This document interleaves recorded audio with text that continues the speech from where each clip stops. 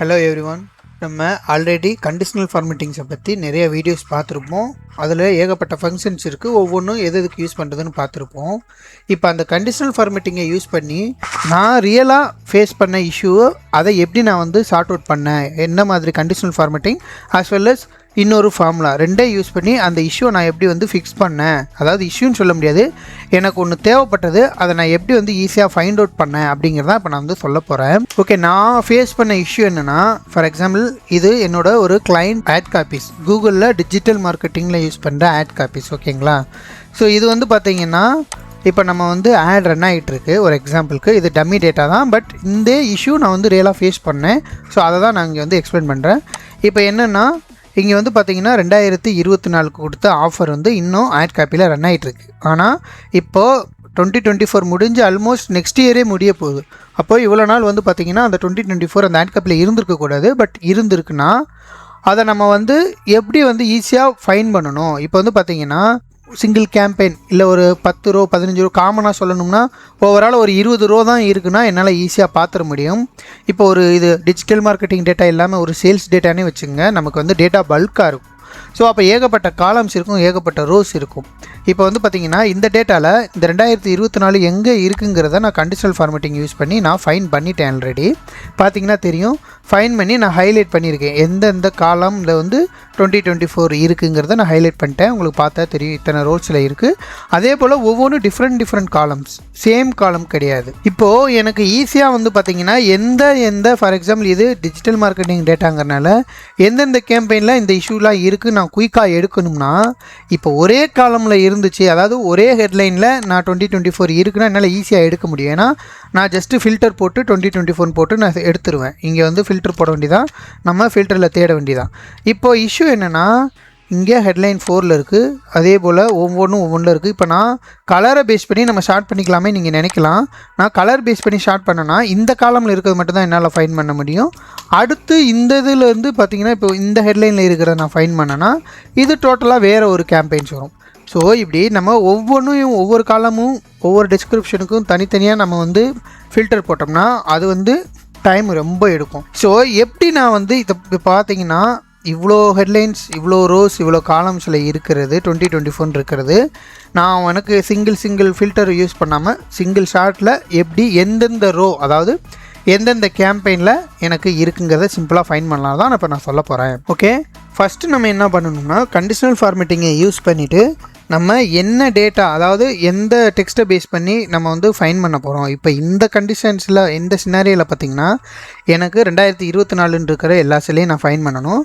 So just Ctrl+A கொடுத்துட்டு நான் எல்லா டேட்டாவும் செலக்ட் பண்ணிக்கிறேன். ஜஸ்ட்டு கண்டிஷனல் ஃபார்மேட்டிங்கில் போய்ட்டு இங்கே பார்த்திங்கன்னா டெக்ஸ்ட் கண்டெயின்ஸ்ன்னு இருக்கும், இதை டெலீட் பண்ணிவிட்டு 2024 நான் என்ட்ரு பண்ணுறேன். அவ்வளோதான். இப்போ பார்த்திங்கன்னா எனக்கு ஹைலைட் பண்ணி கொடுத்துருச்சு. ஸோ எந்தெந்த செல்லெல்லாம் எனக்கு 2024 ஹைலைட் பண்ணிடுச்சு. இதுக்கப்புறம் பார்த்திங்கன்னா எனக்கு எந்த ரோவில் இருக்குன்னு நம்ம எடுக்கணும். இப்போ இதிலெல்லாம் பார்த்திங்கன்னா எனக்கு இல்லை, எந்த ஹைலைட்டும் ஆகலை. ஏன்னா 2024 இல்லை, இந்த ஆட்கப்பிலாம் ஃபைன். பட் இதெல்லாம் இருக்குன்னா இந்த ரோ மட்டும் நான் செலக்ட் பண்ணணுன்னா நீங்கள் மேனுவலாக இப்படி நீங்கள் ஸ்க்ரோல் பண்ணி ஸோ இந்த பக்கம் மார்க் பண்ணுறத விட ஒரே ஒரு ஃபார்முலா இருக்குது. பட் அந்த ஃபார்முலா கொஞ்சம் லென்த்தியாக இருக்கும். அதனால் பார்த்தீங்கன்னா மெமரியில் ஞாபகம் வச்சுக்கிறது கொஞ்சம் கஷ்டமாக இருக்கும். அதனால் நான் பார்த்தீங்கன்னா டிஸ்கிரிப்ஷனில் அந்த ஃபார்முலாஸ் கொடுத்துருக்கேன். அந்த ஃபார்முலாவை நீங்கள் காப்பி பேஸ்ட் பண்ணிவிட்டு உங்கள் எக்ஸலில் போட்டுட்டு அதுக்கப்புறம் நான் சொல்கிறது மட்டும் சேஞ்சஸ் பண்ணால் போதும். ஒன்ஸு ஃபார்முலாவை பேஸ்ட் பண்ணதுக்கப்புறம் ஜஸ்ட்டு நீங்கள் இந்த ஃபார்முலாவை எடிட் பண்ணிவிட்டு இதுதான் அந்த டெக்ஸ்ட், என்ன டெக்ஸ்ட்டை பேஸ் பண்ணி நம்ம ஃபில்டர் பண்ண போகிறோம், அதாவது ஃபைன் பண்ண போகிறோம். இந்த கண்டிஷன்ஸில் என்னோடய சினாரியா பார்த்திங்கன்னா 2024 இருக்கிறதா நான் ஃபைன் பண்ண போகிறேன். ஸோ 2024 இன்கேஸ் உங்களுக்கு இப்போ நான் கொஞ்சம் ஜூம் பண்ணி காமிக்கிறேன். இன்கேஸ் உங்களுக்கு வேறு என்ன டெக்ஸ்ட் வச்சு நீங்கள் ஃபைன் பண்ண போகிறீங்களோ அந்த டெக்ஸ்ட் இங்கே என்ட்ரு பண்ணிங்க. இது என்னென்னா எந்த காலம் டியிலேருந்து ரைட் சைடு எத்தனை காலமில் இருக்கிற நாங்கள் ஃபைன் பண்ணணும்.